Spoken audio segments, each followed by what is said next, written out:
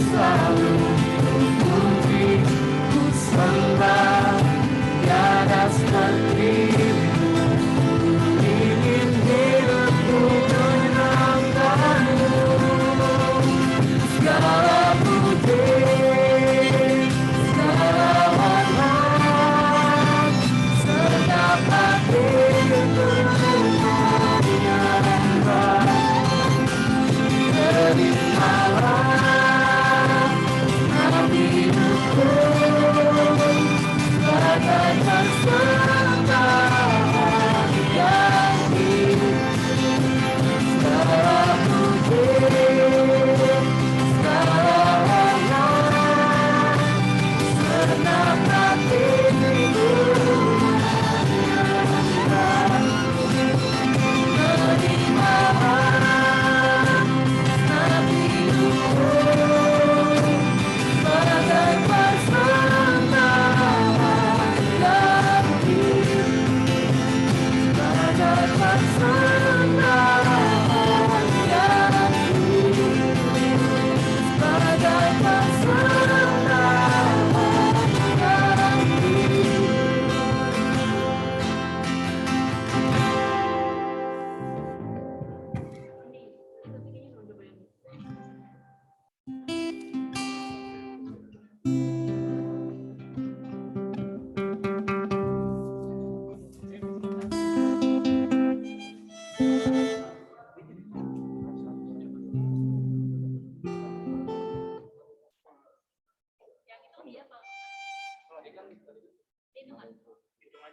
yang hidup.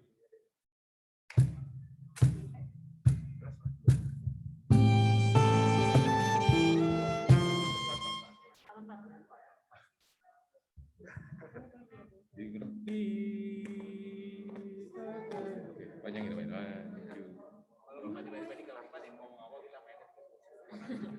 Kemarin latihan salah terus nanti. Saya sendiri.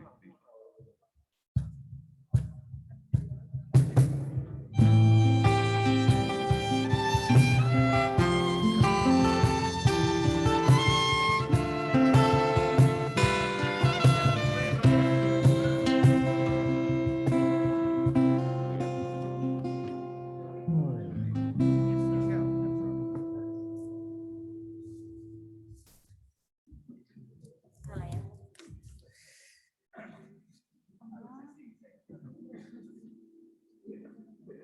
Ada sesi. Ya paling teknologi aja.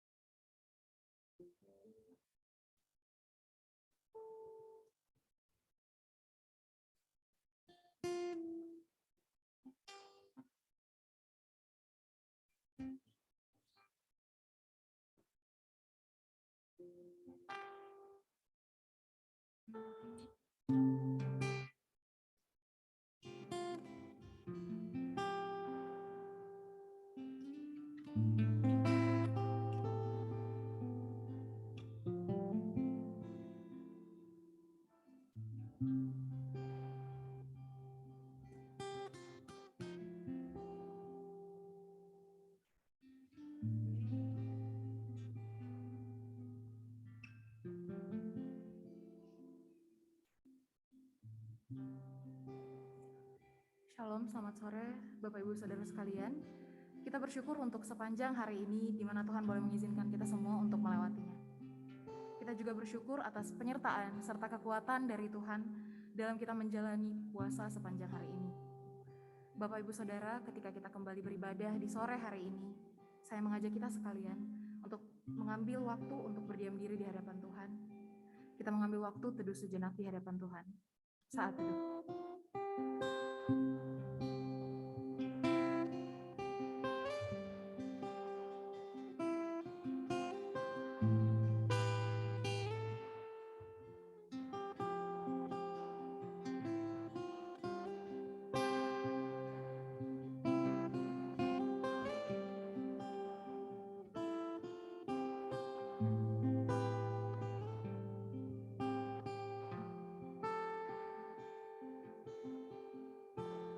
Saudara, saya undang untuk bangkit berdiri. Mari pada saat ini kita sama-sama membacakan panggilan beribadah yang terambil dari Mazmur 86 ayatnya ke-8 sampai 9. Tidak ada seperti Engkau di antara para Allah ya Tuhan, dan tidak ada seperti apa yang Kau buat. Segala bangsa yang Kau jadikan akan datang dan akan memuliakan nama-Mu. Ibadah hari ini dimulai dengan suatu pengakuan bahwa pertolongan kita ialah dalam nama Tuhan yang menjadikan langit dan bumi. Kiranya kasih karunia dari Allah Bapa, Allah Putra, dan Allah Roh Kudus menyertai kita sekalian. Amin. Mari Bapak Ibu Saudara, dengan kerendahan hati kita datang sujud menyembah di hadapan Tuhan. Mari kita bersama-sama nyatakan kebesaran Tuhan kita yang tidak ada tandingannya itu. Kita sama-sama katakan ke hadapan Tuhan. Tiada seperti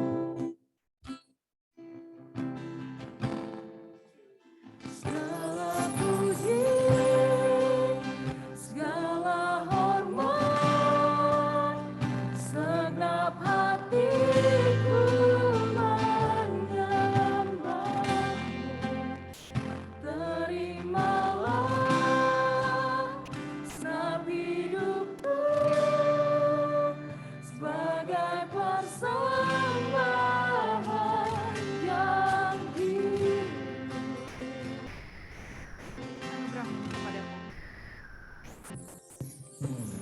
Anugerah-Mu kepadaku tak pernah berubah. Perbuatan-Mu melukiskan di dalam hatiku. Tercengangku dibuatmu bergabung padamu. Tak ada hal di hidupku yang luput darimu. Kau indah, Kau mulia,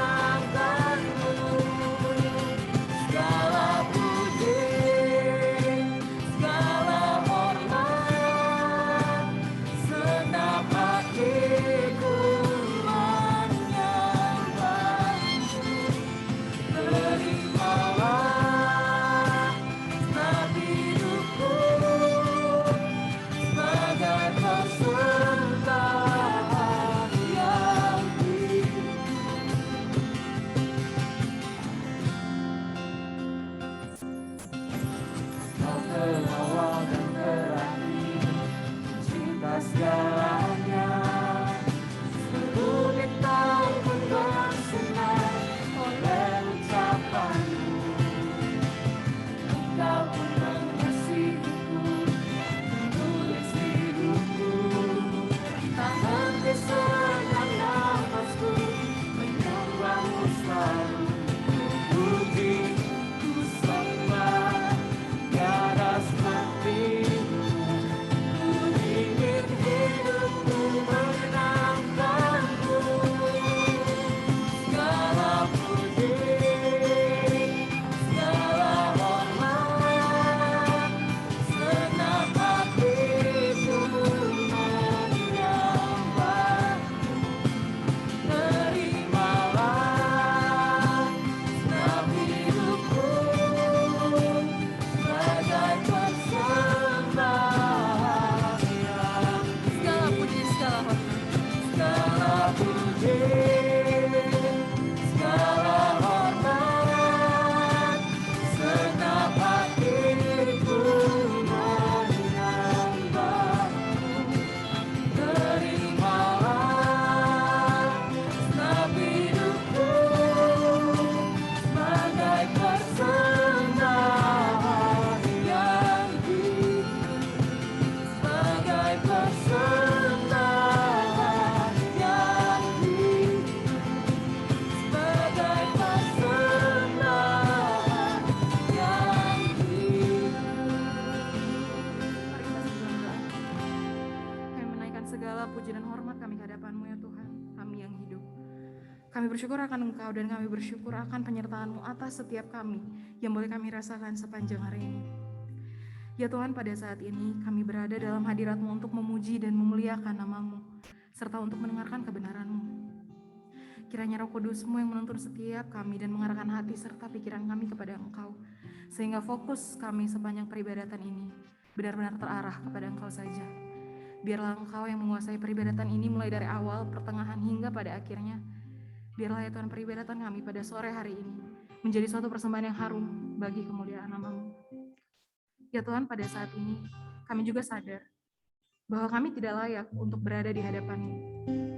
Kami seringkali gagal dalam melakukan kehendak-Mu, sekalipun kami adalah orang-orang yang dipersiapkan untuk menjadi hamba-hamba-Mu. Sangat sulit bagi kami ya Tuhan untuk melepaskan dosa-dosa kami. Kami berkali-kali jatuh dalamnya. Dan kami sadar bahwa kami rentan dengan dosa. Karena itulah pada saat ini kami mau meminta pengampunan atas dosa-dosa yang telah setiap kami lakukan melawan kehendak-Mu. Kiranya ya Tuhan, Engkau yang melayakkan setiap kami untuk berada dalam hadirat-Mu yang suci dan kudus ini. Terima kasih ya Tuhan. Di dalam nama Tuhan Yesus, kami bawa doa ini.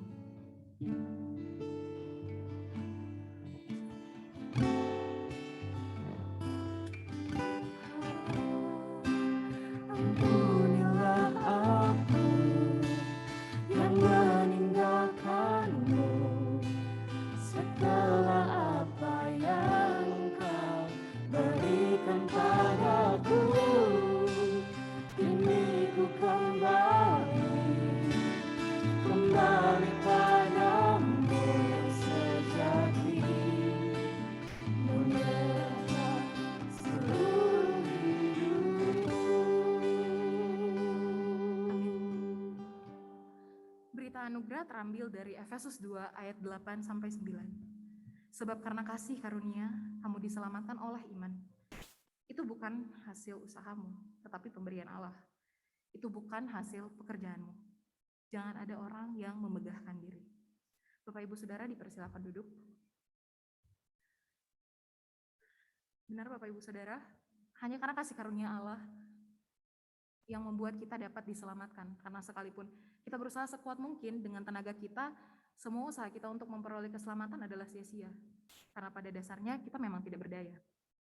Bukan hanya dalam hal keselamatan, tetapi dalam keseharian kita pun sebagai manusia, kita tidak berdaya Bapak Ibu Saudara.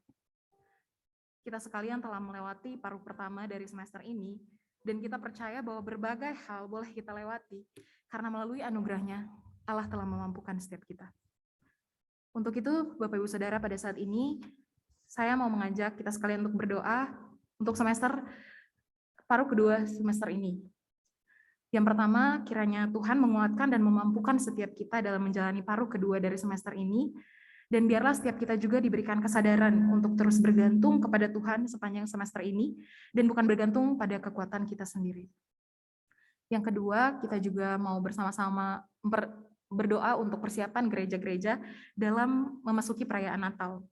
Kita berdoa untuk program-program kerja yang disiapkan oleh gereja-gereja dalam menyambut Natal, agar semuanya tetap boleh dikembalikan untuk kemuliaan Tuhan. Mari Bapak Ibu Saudara, kita angkat suara kita berdoa di hadapan Tuhan. Ya Bapak, terima kasih untuk sepanjang semester ini Engkau telah sertai setiap kami. Terima kasih atas penyertaan setiap kami yang sadar itu kekuatan kami. Kami serahkan semester ini, ya Tuhan, memberi kemampuan dan kami yang bersadar sepanjang hari.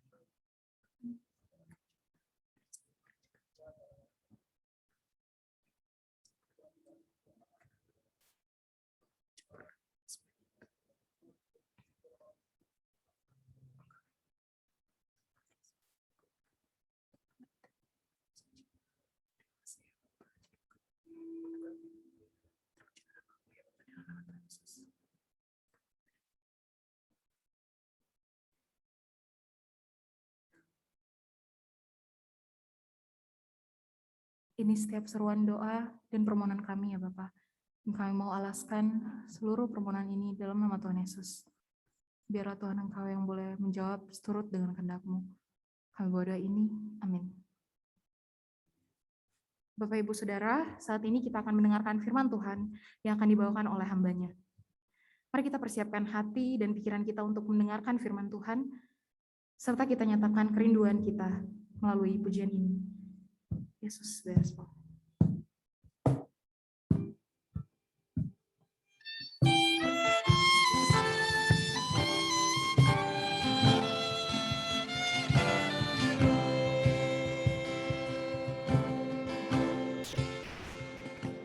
Dengarlah sabdanya, Kau yang tak berdaya.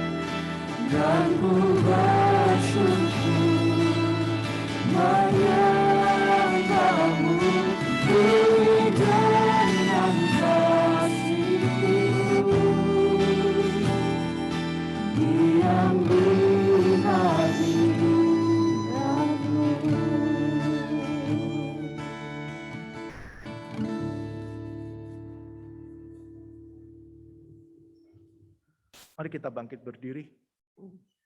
Kita nyanyi kurnya Jesus Paid It All sekali lagi ya. Yesus bayar semua. Kurnya saja. Yesus bayar semua, bukan dosamu.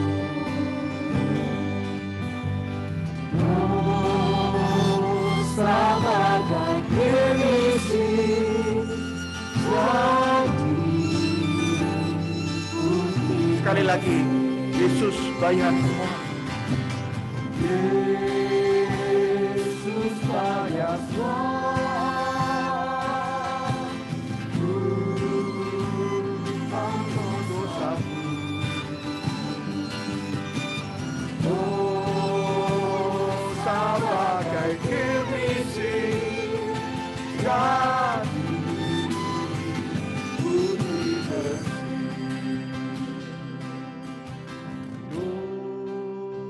Dosa bagai kirmisi, jadi Putih bersih. Bapa dalam surga, itulah kasih karunia-Mu yang begitu besar, begitu agung dalam hidup kami.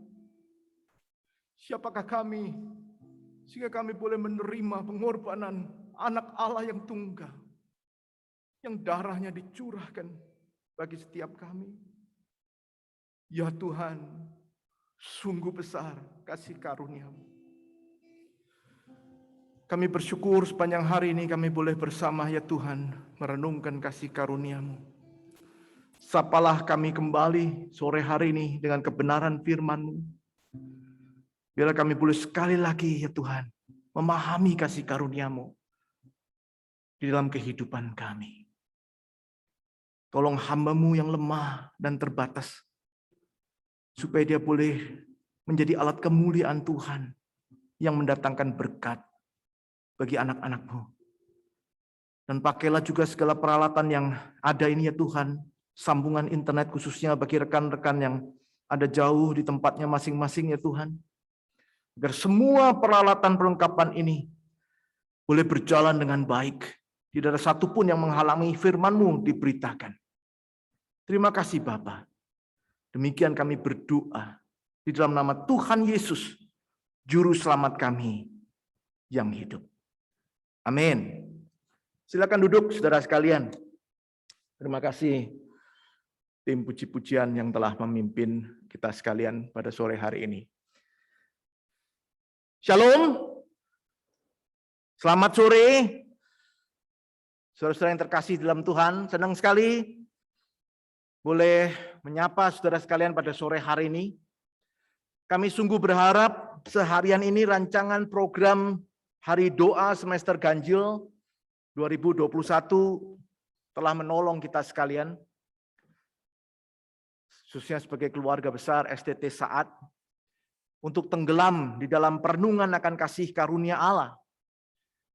Saudara, saya percaya perenungan akan kasih karunia Allah itu adalah suatu perenungan yang sangat esensial di dalam iman Kristen dan sangat relevan, khususnya di tengah kehidupan pelayanan pada masa krisis seperti yang sedang kita jalani bersama hari ini.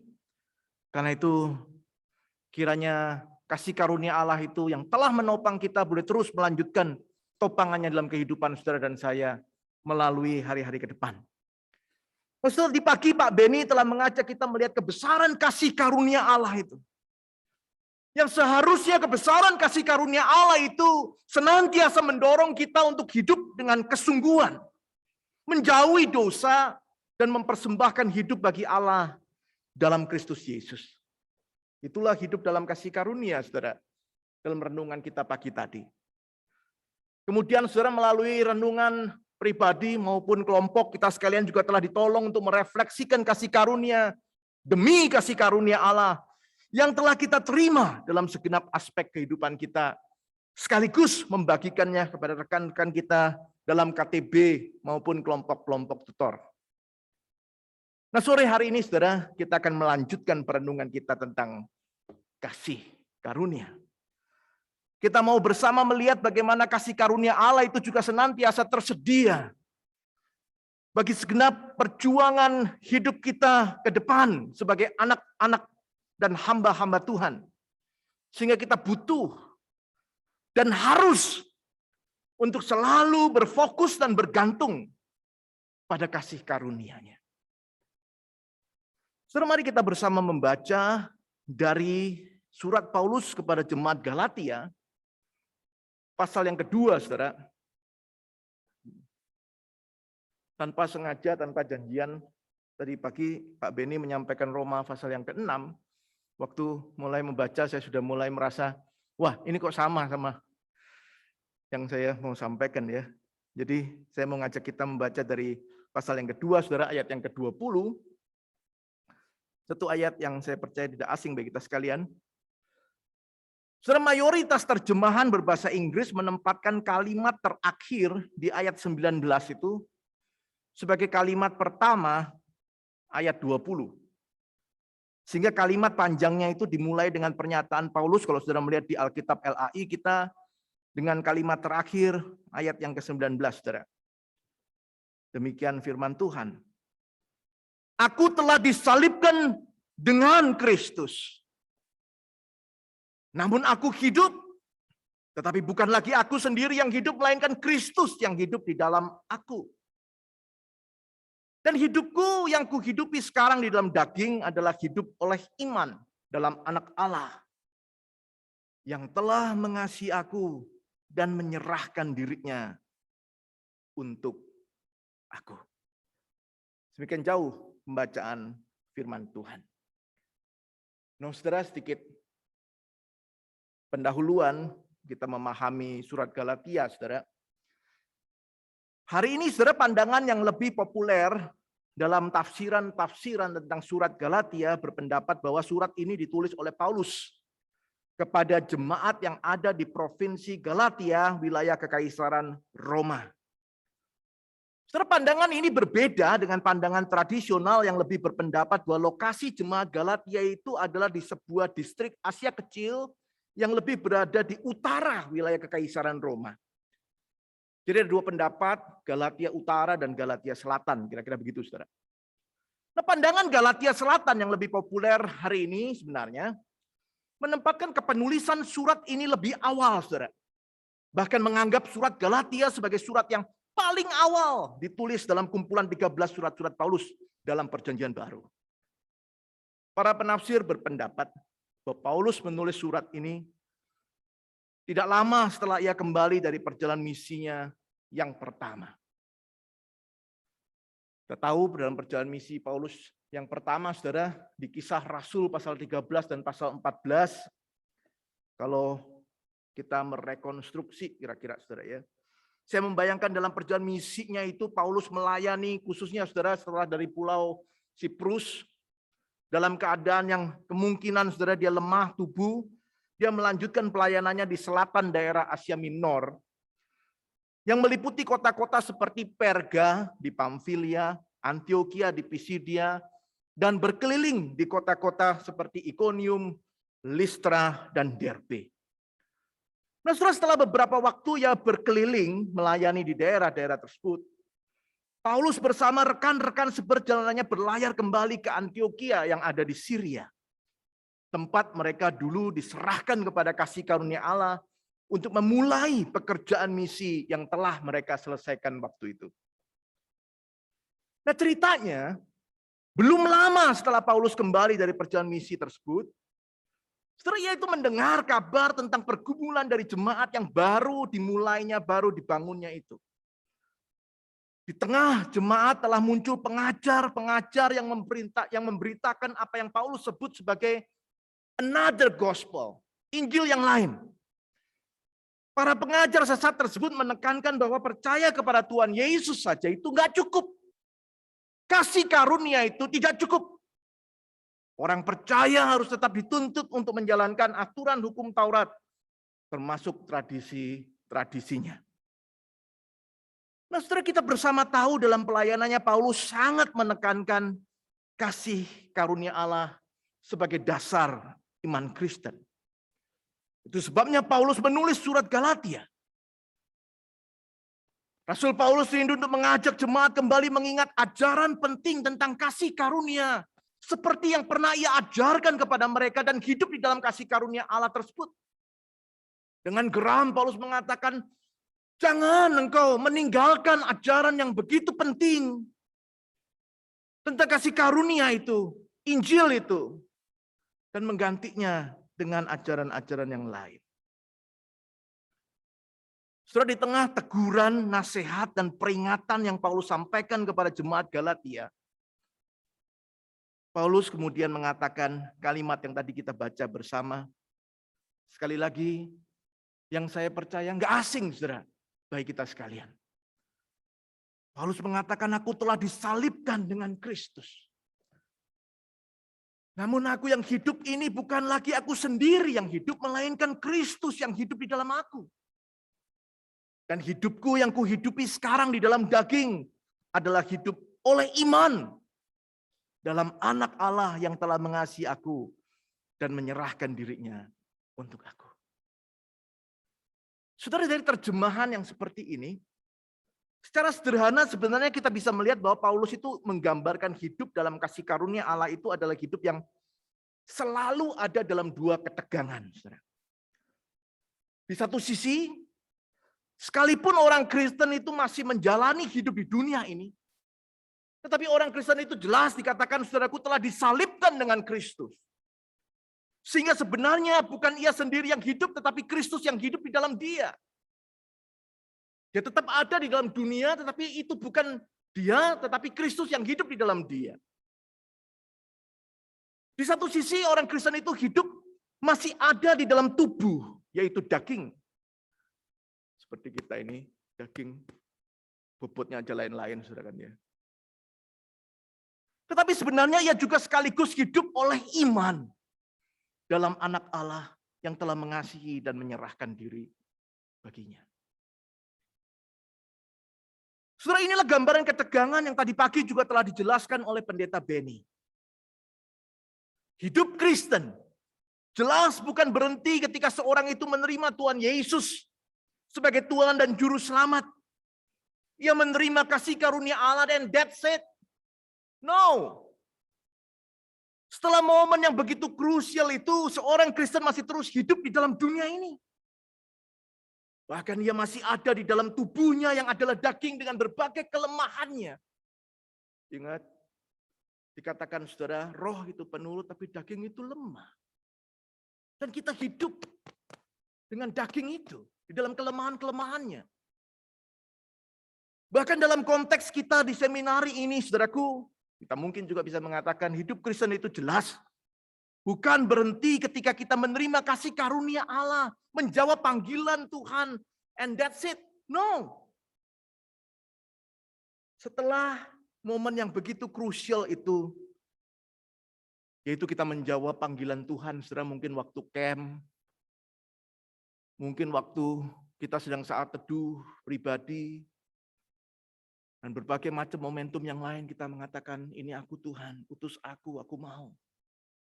Lalu kemudian kita menyerahkan diri kita dan kita datang ke kampus ini. Rupanya itu belum berhenti sampai sana, saudaraku, karena kemudian kita masih terus harus menjalani kehidupan yang penuh dengan perjuangan dan pergumulan. Mungkin bagi sebagian kita merasa, dulu aku pikir setelah aku menyerahkan diri kepada Tuhan, and that's it. Tetapi waktu kita mulai menjalani hari-hari kita di kampus ini, kita mulai merasakan ternyata it's not that easy. Kita ketemu dengan orang-orang juga yang tidak mudah. Dan kita sendiri tahu ada banyak di dalam bagian kita yang perlu dibentuk lagi oleh Tuhan. Dibersihkan lagi oleh Tuhan. Sudah bahkan bagi sebagian kita mungkin merasa perjuangan dan pergumulan yang kita alami di tempat ini lebih tidak mudah dibandingkan kehidupan kita sebelumnya. Waktu kita mungkin bersekolah, berkuliah, bekerja. Atau kita yang telah sekian lama melayani, saudara. Kita juga menyadari bahwa sebagai hamba Tuhan, hidup yang harus kita jalani itu adalah hidup yang berkutat dengan berbagai perjuangan dan pergumulan. Saudara, kita selalu ada dalam ketegangan hidup tersebut. Alangkah kelirunya ajaran yang menekankan bahwa ketika kita percaya kepada Yesus, maka kita akan dihindarkan dari segala masalah. Alangkah kelirunya ajaran yang mengatakan kita kalau setelah menerima Tuhan Yesus tidak akan ketemu dengan yang namanya sakit penyakit, tidak akan jatuh miskin, anak cucunya tidak akan meminta-minta, tidak akan bersusah-susah. Pemahaman yang keliru tersebut jelas sebenarnya adalah tidak sesuai, saudaraku, dengan yang diberitakan di dalam firman Tuhan seperti yang kita baca hari ini.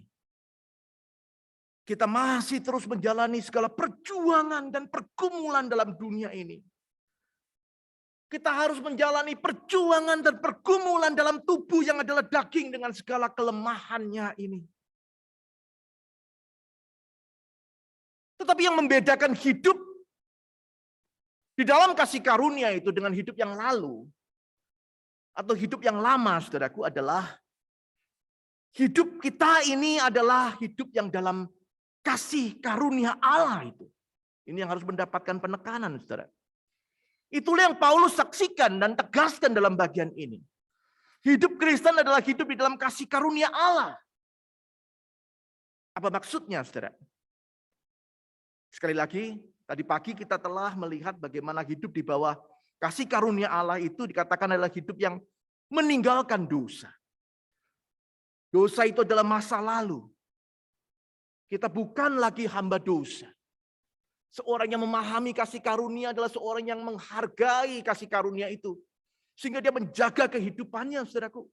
Dia selalu berkerinduan untuk mempersembahkan hidup yang kudus, yang berkenan kepada Allah.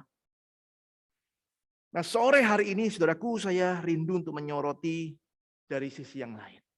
Mari kita lanjutkan, saudara, memahami apa itu hidup di dalam kasih karunia Allah. Setidaknya dari ayat Galatia pasal 2 ayat 20 ini, kita bisa melihat dua makna penting dari hidup dalam kasih karunia itu. Mari kita memperhatikannya bersama, saudara. Yang pertama, hidup dalam kasih karunia Allah itu adalah hidup yang berserah total pada Kristus. Hidup yang berserah total pada Kristus. Saudara, ide tentang kasih karunia tidak bisa dilepaskan dari kesadaran akan ketidakmampuan diri. Ketidaklayakan diri. Kemustahilan diri. Kita sadar kita ini bukan siapa-siapa, tidak punya apa-apa, tidak bisa apa-apa. Itu sebabnya kita tidak punya pilihan lain selain berserah secara total pada Sang Pemberi kasih karunia itu, yaitu Allah di dalam Kristus. Dan karena konsep itulah, saudaraku, hidup di dalam kasih karunia seharusnya memang adalah gambaran hidup yang berserah total pada Kristus. Dia sadar dia bukan siapa-siapa. Jesus paid it all, seperti lagu tadi, bukan? Jadi saya bukan siapa-siapa, nggak bisa pay. Dia yang membayar semuanya. Itu kasih karunia Allah. Saya nggak layak, saya nggak mampu, saya nggak bisa. Tuhanlah yang telah berkasih karunia. Itu sebabnya dia nggak punya pilihan lain, saudaraku, selain dia menyerahkan hidupnya total kepada Tuhan. Gambaran itu juga yang dituliskan oleh Paulus di sini dengan frase, bukan lagi aku sendiri yang hidup, melainkan Kristus yang hidup di dalam aku. Atau lebih pendeknya, no longer I, but Christ. Hidup yang di dalam kasih karunia itu adalah hidup yang mengatakan this no longer I, but Christ. Frase ini sering kita dengar dalam lagu-lagu pujian, juga slogan-slogan Kristen. Bahkan mungkin, saudaraku, sering kita kutip sebagai pelayan-pelayan Tuhan. Tapi tentu pertanyaan yang serius adalah, sungguhkah, saudaraku, pernyataan ini, no longer I but Christ, tergambar dalam hidup kita sehari-hari? Saudara, Paulus menjelaskan frase ini dengan kalimat yang mendahuluinya. Dia mengatakan, aku telah disalibkan dengan Kristus. Hal yang sama, saudaraku, tadi pagi telah disampaikan oleh Pak Beni, yaitu dalam Roma pasal 6 ayat yang ke-6.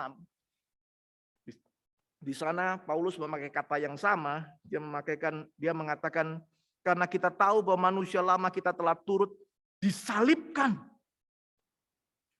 Saudara, dalam bahasa aslinya, istilah telah disalibkan dengan itu adalah sebuah compound word yang menekankan bahwa dua kalimat yang digabungkan itu, saudaraku, menekankan bahwa ada satu titik ketika kita percaya pada Kristus sebagai Tuhan dan Juru Selamat itu, di mana titik itu bersatu dengan karya salib Kristus. Sebabnya dikatakan kita itu disalibkan bersama dengan Kristus. Dan kalau kita perhatikan tensesnya menunjukkan apa yang telah terjadi itu. Yaitu karya salib yang telah dilakukan Kristus. Yang dengannya kita telah bersatu itu. Kemudian memberikan dampak sampai hari ini. Dalam hidup kita sehari-hari.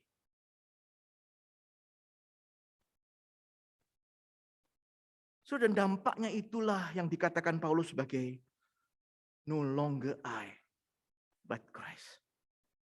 Itulah gambaran dari hidup dalam kasih karunia. Hidup yang bukan aku lagi, tapi Kristus di dalamku. Karena aku sadar, aku hanya mengandalkan kasih karunia Kristus. Tidak ada lain yang dapat aku banggakan. Aku bukan siapa-siapa, tidak punya apa-apa, tidak bisa apa-apa. Semua hanya karena Kristus. Mungkin banyak di antara kita yang tidak asing dengan lagu sekolah minggu yang mengatakan, hidupku bukannya aku lagi. Tahu? Sama-sama. Tapi Yesus dalamku. Teruskan. Hidupku bukannya aku lagi, tapi Kristus dalamku. Lanjut lagi dikit. Yesus hidup. Yesus hidup hidupku bukannya aku lagi, tapi Yesus dalamku. Lagu itu memang mudah dinyanyikan, bukan? Tapi apakah kita menghidupinya, saudara? Sungguhkah hidupku itu bukan aku lagi? Kalau iya, mengapa kita masih banyak melakukan berbagai hal dengan kesombongan kita, keangkuhan kita, kearoganan kita, kenyamanan diri kita. Kita puaskan nafsu kita dan berbuat dosa.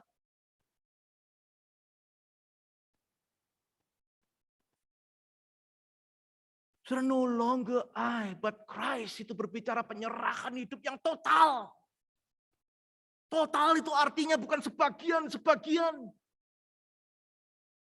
Karena dikatakan hidupku bukan aku lagi. Dan tidak ada sedikit pun yang adalah aku itu, yang mengontrolnya. Tetapi Kristus di dalamku. Saya khawatir seringkali hidup saudara dan saya sulit merasakan kasih karunia. Yang memang sebenarnya sudah tersedia bagi kita itu adalah karena kita memang tidak hidup di dalamnya. Kita nggak pernah sungguh-sungguh berserah total kepada Kristus. Memang kita bertekad, memang kita berkomitmen. Tetapi kita nggak pernah berserah total yang mengatakan, no longer I, but Christ.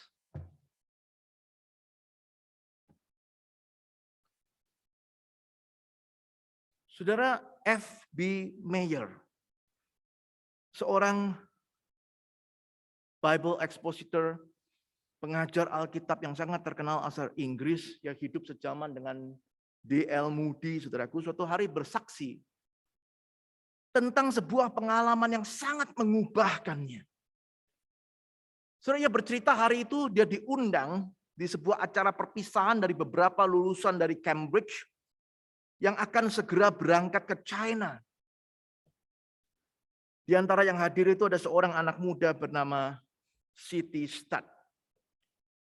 Seorang kapten olahraga kriket yang sangat terkenal, saudaraku. Dia anak orang kaya, keluarganya kaya. Dia punya pendidikan yang baik. Dia seorang yang sangat jago di dalam olahraga itu, seorang kapten punya kepemimpinan yang baik. Hari itu dia memutuskan untuk mau menyerahkan dirinya sebagai misionaris ke China. Nah, ceritanya hari itu, Stat dalam acara itu diberi kesempatan untuk menyampaikan satu pidato singkat saja. Nah, yang menarik saudaraku, walaupun pidatonya itu singkat, dia memberikan kesaksian mengapa dia kemudian menyerahkan diri kepada Tuhan dan dia mau pergi ke China melayani Tuhan. Dan mayor yang menjadi tamu dalam acara itu, saudaraku, mendengarkan kesaksiannya, dia sangat merasakan so different. Ada sesuatu yang begitu berbeda. Ada sesuatu gelora di dalam kesaksiannya itu, dia penasaran sekali. Sehingga setelah acara itu, saudaraku, dia mendatangi Siti Stat. Dengan penasaran dia bertanya, kamu punya sesuatu yang aku enggak punya. Nah, aku mau itu. Waktu kamu ngomong walaupun singkat, tapi seakan-akan bisa begitu mempengaruhi. Aku mau itu. Apa resepnya? Apa kuncinya? Saudara Siti Stat kemudian menanyakan satu pertanyaan kepada mayor yang sangat diingatnya. Stat bertanya, pernahkah engkau berserah total kepada Kristus? Setelah berpikir sebentar, mayor mengatakan, ya, saya pernah melakukannya. Tetapi dia tahu di dalam hati kecilnya, saudaraku, ada suara yang berkata, no, kamu nggak pernah melakukannya. Saudaraku, setelah percakapan yang singkat itu, di dalam perjalanan pulang, dia terus terngiang-ngiang dengan pertanyaan itu. Apakah engkau sudah pernah menyerahkan total, berserah total kepada Kristus? Sudah sampai di rumahnya, di dalam kamarnya, dia berlutut. Dia berdoa kepada Tuhan. Dia mendengar suara Tuhan berkata, serahkan semua kuncimu di dalam kehidupanmu kepadaku. So, dia mengatakan, selama ini aku memang punya tekad, punya komitmen, tapi belum pernah sungguh-sungguh menyerahkan segala kunci kehidupanku itu, yang ada dalam kehidupan, untuk membuka bagian-bagian kehidupanku itu kepada Kristus. Dan hari itu dia mengambil keputusan itu. Saudara, pernahkah kita berserah total kepada Kristus?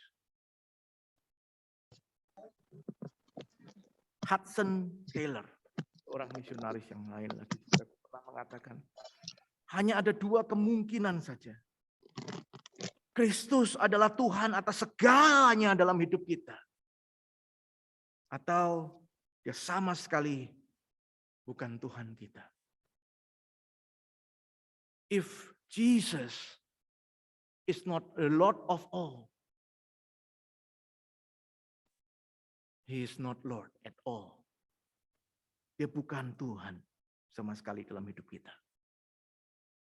Totalitas itu artinya seluruhnya. Dan itulah makna kasih karunia. Kita nggak akan pernah bisa menikmati kasih karunia jika kita masih menyimpan sesuatu yang tidak kita serahkan kepada Kristus. Saudara, yang Paulus tekankan di sini adalah hidup yang totalitas kita serahkan pada Kristus.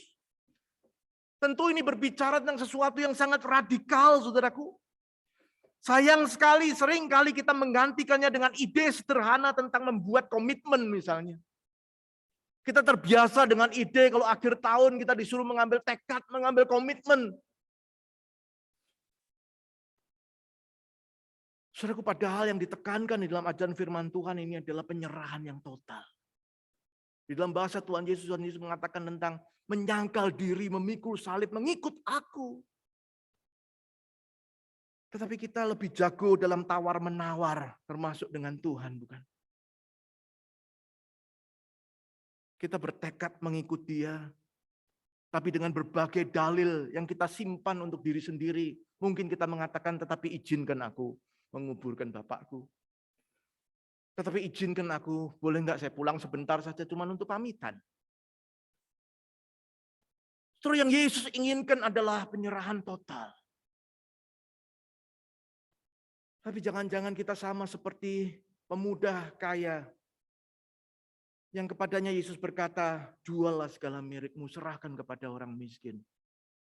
Lalu Alkitab mencatat dia pergi dengan kecewa karena sangat besar hartanya. Saudara yang dikasihi Tuhan, jika hari ini masih ada sesuatu yang kita tahan di dalam kehidupan kita, yang kuncinya masih kita simpan dan belum kita serahkan kepada Tuhan. Tidak heran kalau kita masih sering jatuh dalam dosa yang sama. Tidak heran kalau kita masih sering gagal pada titik yang sama dalam hidup kekristenan kita.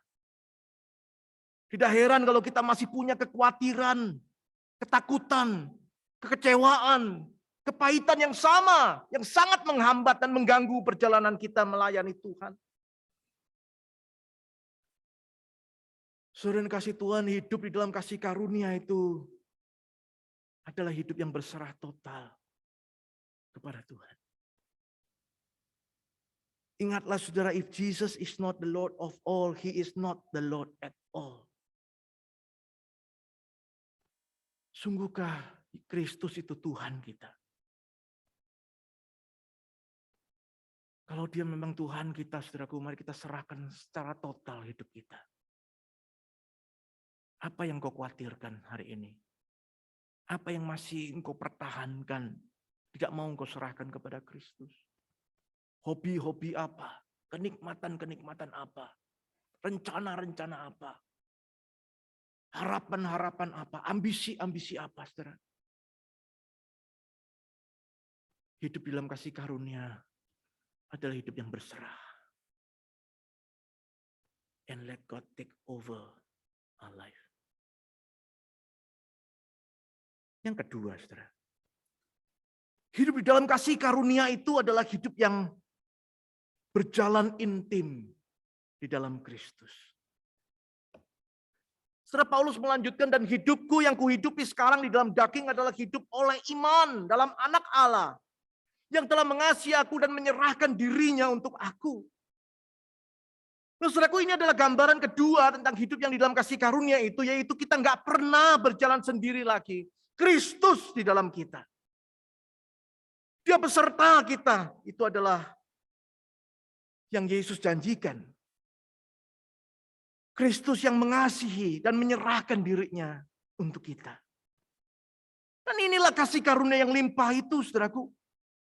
Memang kita masih akan berjalan di dalam dunia yang penuh dengan perjuangan dan pergumulan. Memang kita masih akan hidup dengan tubuh atau daging yang penuh dengan kelemahan ini. Tetapi dengarkan saudaraku, kita nggak pernah sendiri. Karena itu jangan pernah menanggung beban kita itu sendirian.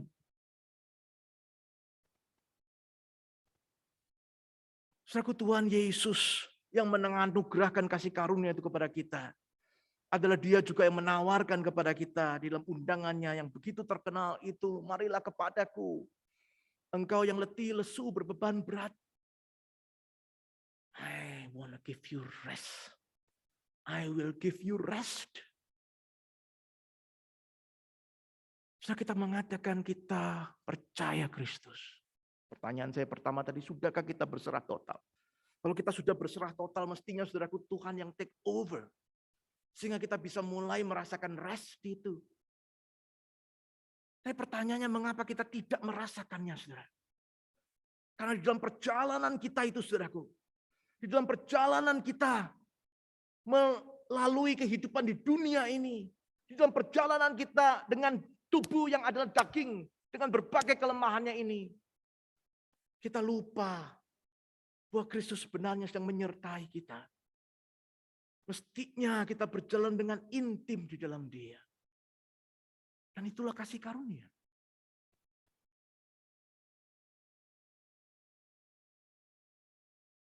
Satu minggu ini kita bersyukur kita diberi break semester. Yang maksudnya supaya kita boleh merasa rest. Apakah sudah merasa rest? Are you sure? Sudah siap melanjutkan kuliah lagi hari Senin? Atau kita mau tambah 1 minggu lagi?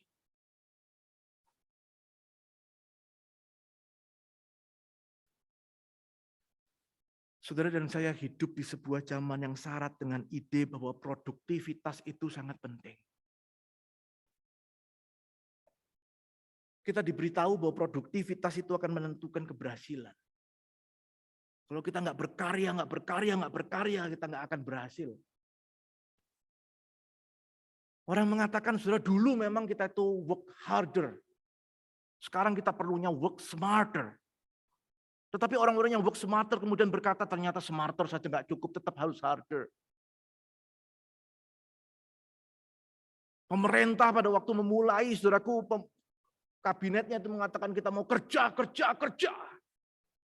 Dan itu ada di dalam kehidupan kita, bukan? Dan kita ada di sana. Tentu saja semangat kerja yang tinggi itu sangat baik, saudaraku, daripada hidup yang bermalas-malasan. Tetapi seringkali juga muncul masalah yang lain di dalam hidup dengan ritme kerja yang tinggi. Yaitu saking sibuknya, saudaraku, dengan segala aktivitas kita itu. Yang kita create sendiri. Yang kita inginkan sendiri. Dan yang jangan-jangan memang adalah pelampiasan dari segala ambisi kita. Tanpa sadar, kita gagal hidup dalam kasih karunia. Kita sibuk dengan keinginan dan ambisi untuk berproduksi. Bahkan seringkali diberi embel-embel. Ini buat Tuhan. Tapi kita nggak pernah merasakan rest itu. Bukankah yang Yesus tawarkan adalah, come to me, I will give you rest. Tapi kalau kita kelelahan, what's wrong? Di manakah kasih karunia? Saudara, saya percaya di sinilah kita perlu ada perubahan paradigma yang penting sekali, saudara. Hidup dalam kasih karunia itu mestinya tidak lagi berbicara soal apa yang dapat dan harus aku lakukan bagi Tuhan. Kita bukan mengisi kehidupan kita dengan berbagai macam hal. Ini semuanya untuk Tuhan, ini semuanya untuk Tuhan. Tetapi kita sedang meninggalkan Tuhan. Bahkan kita tidak sedang merasakan keintiman dengan Tuhan itu. Lah heran kalau kita merasakan restless.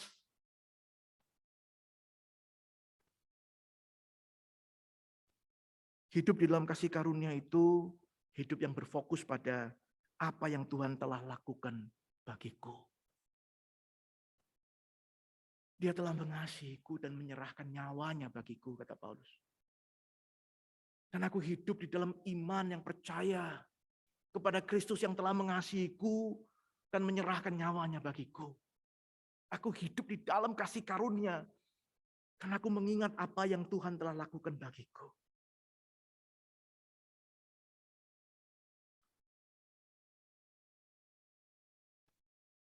Saudara, hidup di dalam kasih karunia itu menikmati Tuhan karena kita berjalan intim bersama dengan Tuhan.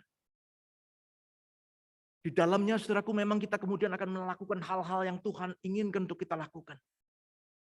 Tetapi kita tidak pernah akan berusaha melakukan apa yang Tuhan tidak ingin untuk kita lakukan. Kita berjalan intim dengan Dia, merasakan Dia yang menopang kita. Dan saya percaya itulah yang dimaksud Paulus ketika ia mengatakan, segala perkara dapat kutanggung di dalam Dia yang memberi kekuatan kepadaku. No longer I, but Christ. Karena aku mengandalkan Dia, aku berjalan intim dengannya.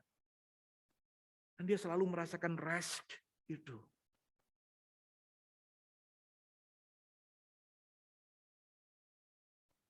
Saudara, kalau kita praktekkan, sebenarnya itu semua akan kelihatan, saudara, bedanya. Mungkin kelihatan sama-sama sibuk. Tetapi yang satu, saudaraku, sibuk dan merasakan restless itu. Karena dia sibuk memikirkan apa yang bisa menyenangkan Tuhan, apa yang bisa memuliakan Tuhan. Dia akan sibuk di sana dengan kekuatannya, dengan idenya. Dia berfokus pada dirinya. Tetapi yang satu, saudaraku, dia menikmati Tuhan dalam kasih karunia-Nya. Dan hanya mau melakukan jikalau Tuhan ada di sana bersama dengan dia. Tuhan yang menopang dia untuk melakukannya. Saudara ketika masuk saat diminta untuk menuliskan kesaksian, saudara berkata, Tuhan yang panggil saya. Jikalau Tuhan yang memanggilmu, saudaraku, tentu dia ada bersama denganmu saat ini. Tapi jangan-jangan kitalah yang sedang tidak menghiraukannya, menepikannya. Kita hanya menunggu ketika ada program atau kesempatan yang dibilang kita hari ini ada AWG, baru kita AWG. Dan kita tidak merasa sehari-hari kehidupan kita perlu mendapatkannya.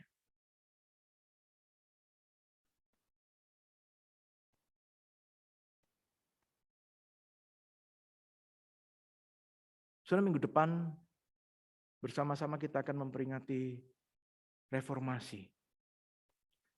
Karena itu saya juga mau mengutip dari tokoh reformator Martin Luther, saudaraku. Yang dalam kehidupannya itu sangat dikenal, dia punya banyak kesibukan. Tapi dia selalu mengatakan, sekalipun di tengah segala macam kesibukan, dia selalu ada waktu untuk bersekutu dengan Tuhan. Dan itulah hidup dalam kasih karunia. Dia nggak bisa meninggalkan persekutuan dengan Tuhan itu. Dan menggantinya dengan kesibukan-kesibukan yang dipikir bisa menyenangkan Tuhan. Dia selalu berjalan intim dengan Tuhan. Dan itulah kasih karunia yang dirasakannya. Dan saya percaya saudaraku itu juga yang selalu dilakukan Kristus dalam kehidupannya. Dan Paulus juga kalau kita membaca di dalam kitab Injil, kisah para rasul, bagaimana Tuhan Yesus di dalam pelayanannya begitu sibuk, tetapi dia selalu ada waktu dengan Bapanya. Bahkan dia mengatakan makananku ialah melakukan kehendak Bapa yang mengutus aku. Dan sekali lagi itulah yang juga dilakukan oleh Paulus. Saudara yang dikasihi Tuhan, sebentar lagi kita akan diingatkan melalui perjamuan kudus yang akan kita jalankan bersama. Itu artinya kita diajak untuk mengingat kasih karunia Allah. Dia yang mengasihi kita dan menyerahkan nyawanya bagi kita.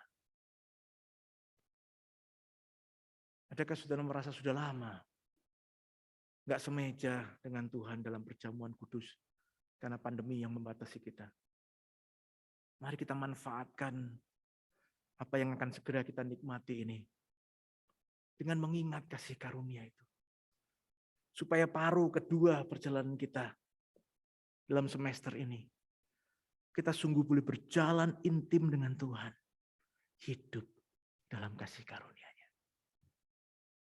Sebelum saya mengakhiri khotbah ini, saya ingin mengajak kita melihat satu klip yang sederhana, mungkin gambarnya nggak terlalu jelas juga, saya ambil dari YouTube.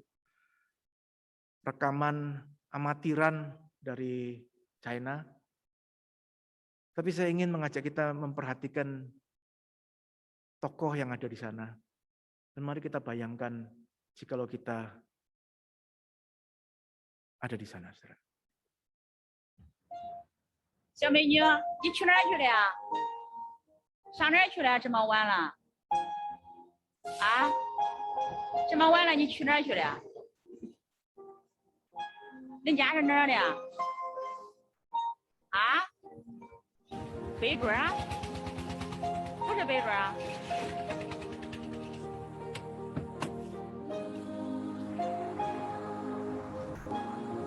恁家是哪儿的呀？啊？那你咋自己搁这儿呀？放学回家了，你家人咋不来接你啊？你认识路不认识啊？认识，我送送你吧。我到家都天黑了呀，闺女，知道吧？走，来快。爸妈的电话也没有。你几岁了？几岁了？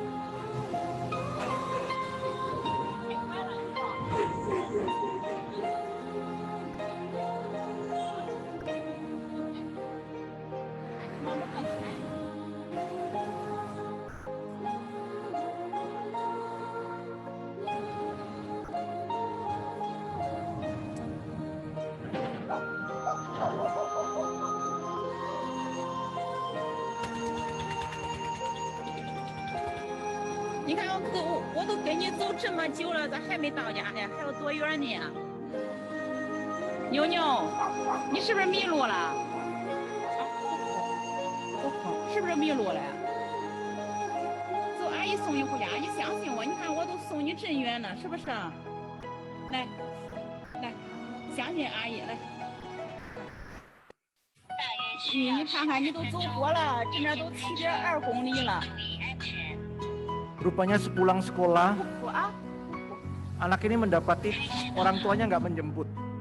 Jadi dia putuskan dia mau berjalan. Dia berjalan sampai belasan kilometer. Sepanjang perjalanan itu ada orang yang mau tolong dia. Terus mengikuti dia, saudara. Sampai malam. Dari pulang sekolah, kira-kira tengah hari, sampai pulang, sampai malam. Tapi dia nggak mau. Terus menolak sampai betul-betul malam menyerah karena takut, karena khawatir. 肯定是迷路了。其实你下来歇会儿吧。没事没事，他交完钱到家就行了。下来歇会儿吧。Kalau mau lihat lanjutannya nanti cari sendiri ya. Saya cuma mau mengatakan, saudara, waktu menyaksikan ini dikirim oleh seorang rekan, saya membayangkan saya sering kayak gitu juga mungkin. Tuhan menyediakan kasih karunia-Nya. Berkata, mari datang kepadaku. Tapi kita yang takut, kita masih punya banyak pikiran. Kalau dalam konteks anak itu karena dia pikir ini orang asing, dia harus mengandalkan dirinya sendiri, dia terus berjalan. Dia terus berjalan, dia terus berjalan.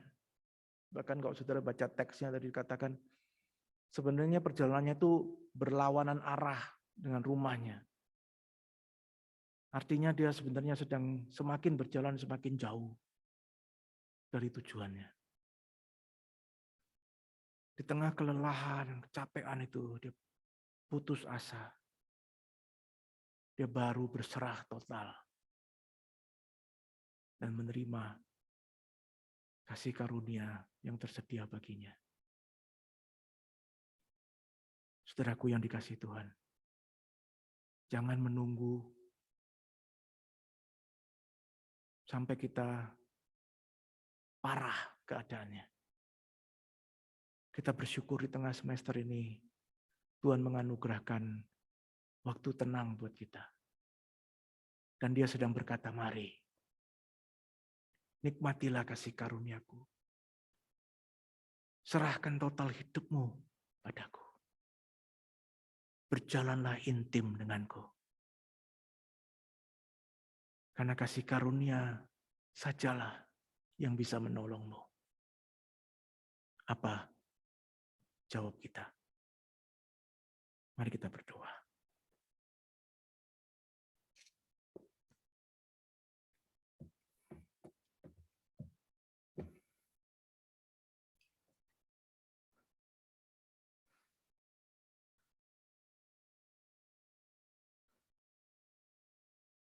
Kami sering menyanyi, ya Tuhan, amazing grace, how sweet the sound.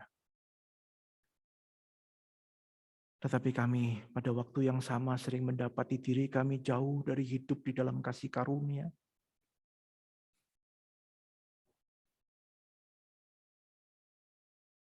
Karena masih ada yang kami pertahankan,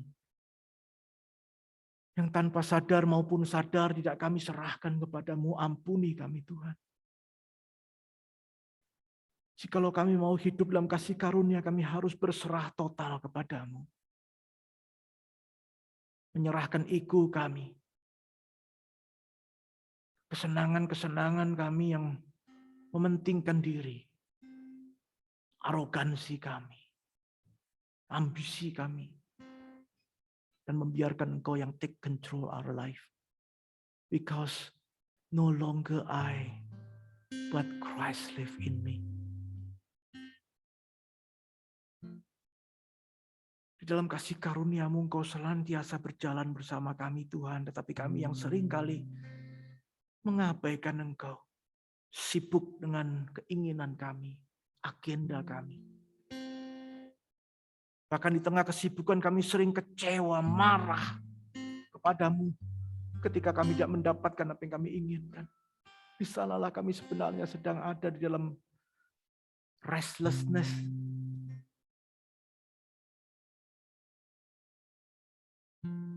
Kiranya melalui hari doa ini, sekali lagi kami mendengar undanganmu yang berkata, mari kepadaku engkau yang letih lesu berbeban berat.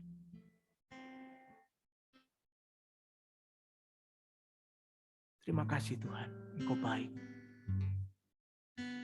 Bila kami boleh sungguh-sungguh hidup di dalam kasih karunia-Mu, berserah total kepadamu, dan berjalan intim dengan-Mu ya Tuhan. Karena memang tanpa-Mu, kami tidak dapat berbuat apa-apa. Sekarang kumpulkan kami bersama mengingat akan kasih karunia-Mu itu melalui perjamuan. Berkati hamba-Mu yang akan melayani, kami semua yang akan semeja dengan-Mu, sehingga ingatan akan kasih karunia itu sungguh memulihkan kami. Mengingat Kristus yang mengasihi kami dan yang telah menyerahkan nyawanya bagi kami. Di dalam nama Tuhan Yesus, kami berdoa, bersyukur. Amin. Tuhan memberkati saudara.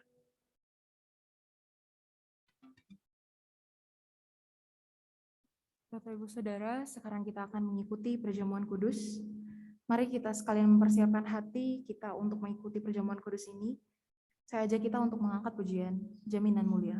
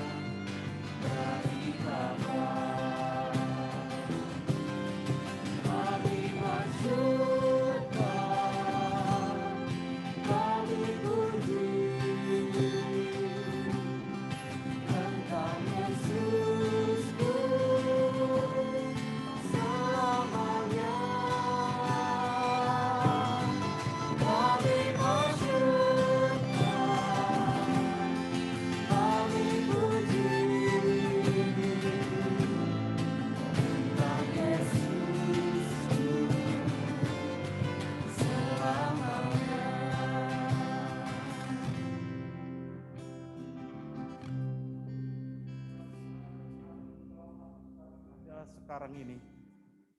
Dan biarlah Engkau yang membuka lembaran yang baru kami mendapatkan istirahat bersama denganmu. Demi nama Yesus. Amin. Saudara-saudara, baik yang ada di auditorium maupun di Zoom, kita semua diundang untuk mengikuti perjamuan Tuhan ini. Setiap kita telah diberikan kesempatan untuk merefleksikan baik pribadi maupun berkelompok, menggumuli satu fase baru dalam kehidupan kita secara individu maupun dalam komunitas, dalam satu kumpulan yang Tuhan telah panggil. Baik yang telah lama bergumul dengan dirinya, maupun yang memang ini saatnya untuk meninggalkan semuanya itu. Meninggalkan kebiasaan-kebiasaan yang seharusnya itu di masa lalu, tapi yang kemudian masih dalam pergumulan hingga sekarang. Karena itu saudaraku sekalian, biarlah kita dengan kesehatian yang penuh, kita boleh menyiapkan diri kita untuk memasuki undangan Tuhan ini. Karena bukan kebaikan kita yang menjamin kita bisa duduk semeja perjamuan dengannya. Dia tahu persis siapakah Yudas. Dia tahu persis siapakah Peter. Dia tahu persis siapakah kita. Saudara, biarlah kasih setia Tuhan yang memberikan kepada kita kesempatan. Karena itu terpujilah Allah yang telah memelihara kita, yang melalui makanan yang dihasilkan dari bumi dan dari pekerjaan kita, yang dikala itu roti menjadi makanan utama, yang kemudian oleh Tuhan diperkenalkan makna roti kehidupan. Terpujilah Allah yang menganugerahkan kebaikan-Nya melalui anggur yang dihasilkan dari bumi dan dari pekerjaan kita yang mendatangkan kebahagiaan kekal dalam kerajaan-Nya. Roti dan anggur perjamuan yang sudah ada di tangan saudara, kiranya menjadi satu kerinduan yang bersama-sama dari kita sebagai gereja Tuhan, sebagai tubuh Kristus yang dipersatukan dalam kasih-Nya menyambut kerajaan-Nya yang kekal. Terpujilah Allah kini dan selamanya. Marilah kita mengarahkan hati kita kepada Tuhan. Kami mengarahkan hati kepada Tuhan. Ya Allah, kami datang memuliakan-Mu dan membawa diri kami dengan rasa syukur yang besar. Dengan firman, Engkau menciptakan segala sesuatu yang sangat baik. Engkau menciptakan manusia sebagai gambar-Mu untuk mencerminkan kemuliaan-Mu. Engkau memberikan Kristus menjadi jalan, kebenaran, dan hidup. Engkaulah Injil yang mengubahkan kami. Pada perjamuan yang Engkau wariskan ini, kami datang dengan mengingat kematian dan kebangkitan-Mu. Kami menyambut kehadiran-Mu dalam roti dan anggur. Bersama dengan segenap orang percaya, kami memuliakan nama-Mu. Suci, suci, suci.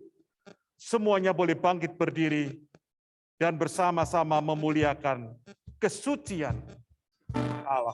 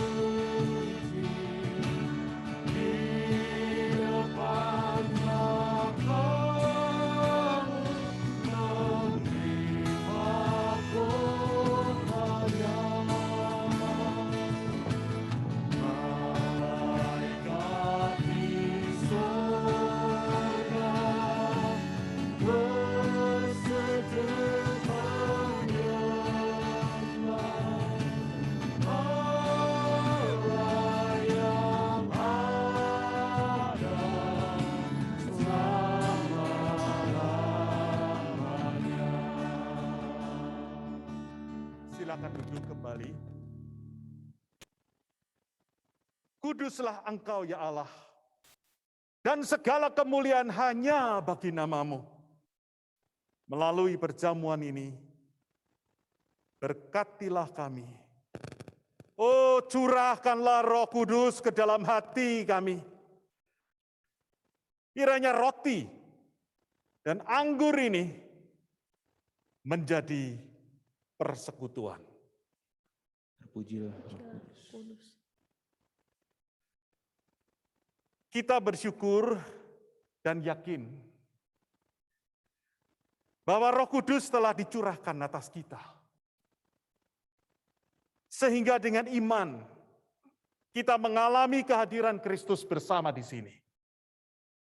Kristus yang pada malam waktu ia diserahkan, ia mengambil roti, ia mengucap syukur, ia memecah dan membagikan kepada para murid, seraya berkata, "Inilah tubuhku yang diserahkan bagi kamu. Perbuatlah ini menjadi peringatan akan aku." Ambillah dan makanlah. Kemudian ia mengambil cawan. Ia mengucap syukur. Ia memberikan kepada para muridnya, seraya berkata, "Cawan ini adalah perjanjian baru yang dimeteraikan oleh darahku. Perbuatlah ini setiap kali kamu meminumnya menjadi peringatan akan aku." Minumlah. Kematian Kristus kita beritakan, kebangkitan Kristus kita rayakan, kedatangan Kristus kita nantikan. Hari ini kita merayakan pengenangan akan penebusan Allah. Kita dipanggil untuk mengenang kembali akan kelahiran dan kehidupan Kristus, kematian dan baptisannya, perjamuan yang terakhir, kematian dan turunnya ke dalam dunia orang mati, kebangkitannya serta kenaikan yang penuh kemuliaan. Kita menantikan kedatangannya kembali. Sebagai persekutuan dalam Kristus, kita mengingat pengorbanan Kristus yang menyelamatkan dan dikaruniakan kepada seluruh umat manusia. Terpujilah Allah kini dan selamanya. Melalui Kristus, dengan Kristus, dan di dalam Kristus segala hormat dan kemuliaan bagi Allah Bapa dan dalam persekutuan dengan Roh Kudus sekarang dan selamanya. Amin. Ya Allah, perjamuan ini telah Tuhan Yesus berikan bagi gereja. Sebagaimana Engkau memberikan anak-Mu sebagai jalan keselamatan. Ketika kami mengambil bagian dalam tubuh dan darah Kristus, penuhilah kami dengan Roh Kudus agar dipersatukan dalam Kristus, menjadi satu tubuh dan satu roh, menjadi persembahan yang hidup bagi Allah.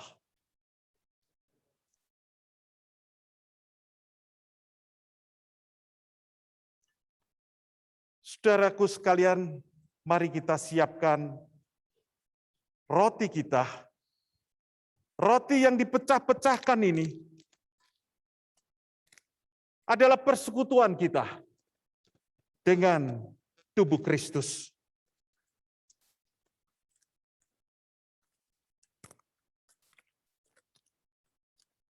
Ambillah dan makanlah.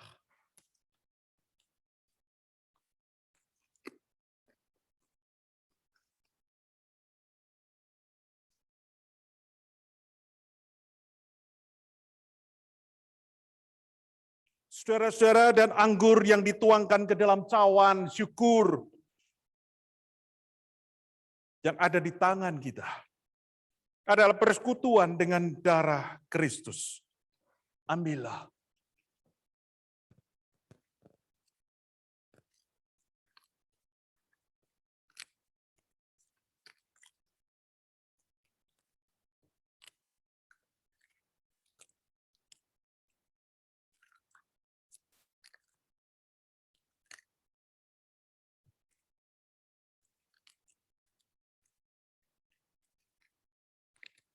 dan minumlah.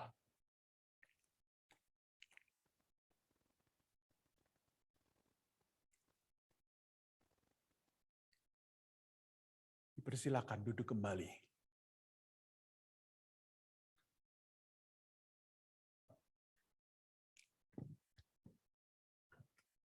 Saudaraku, di dalam kedamaian mari kita bersama berdoa kepada Tuhan Yesus. Ya Allah, kami yang berdosa ini, kami yang mungkin masih menyimpan masa lalu kami dan kami hidupi sekarang. Kami yang masih membiarkan kami hidup seperti masa lalu. Kami yang seharusnya pernah mati, yang kami seharusnya hidup dengan cara baru, tapi justru kebalikan semuanya yang terjadi hari ini. Kami yang seperti itu mengucap syukur karena kami diizinkan untuk dipersatukan dalam baptisan di dalam tubuh Kristus dan dipenuhi sukacita melalui perjamuan kudus ini.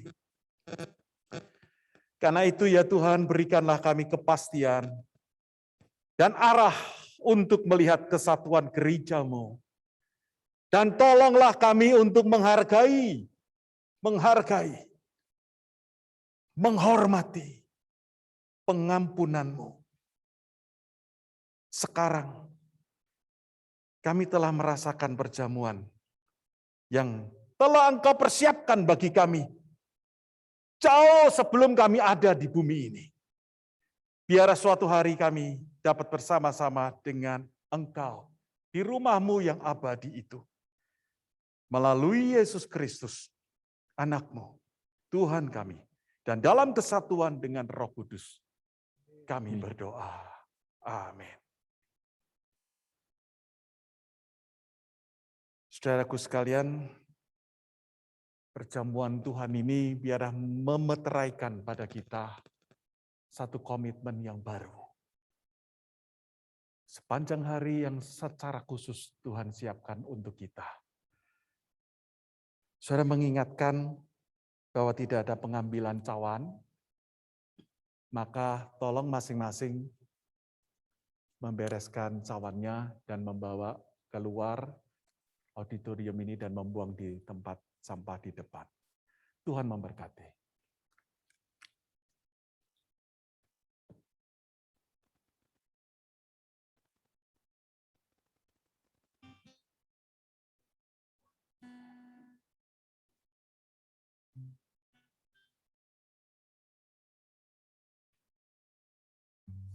Bapak Ibu Saudara, saya undang untuk kembali bangkit berdiri.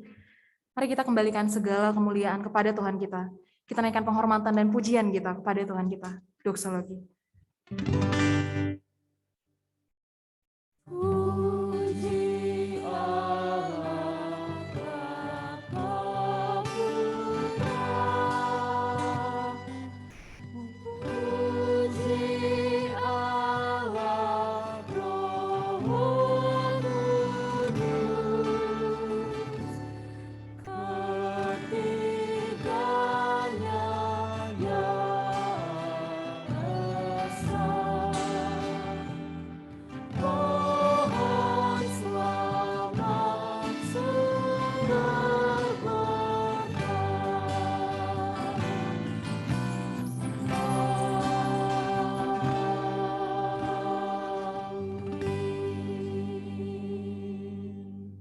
Saudara-saudaraku yang dikasihi Tuhan, keluarga besar STT Saat, mari arahkanlah hatimu kepada Tuhan dan terimalah berkat-Nya. Tuhan memberkati engkau dan melindungi engkau.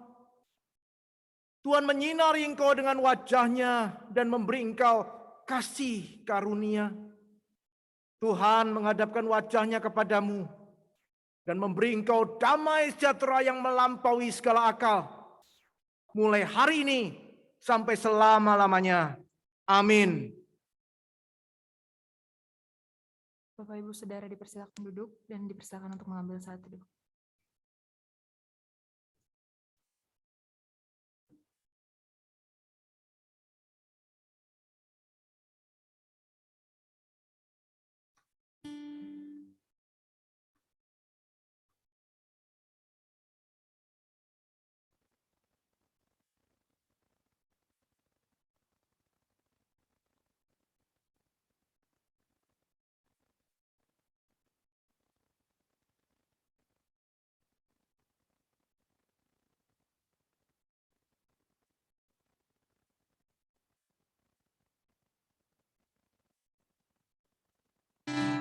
Tuhan.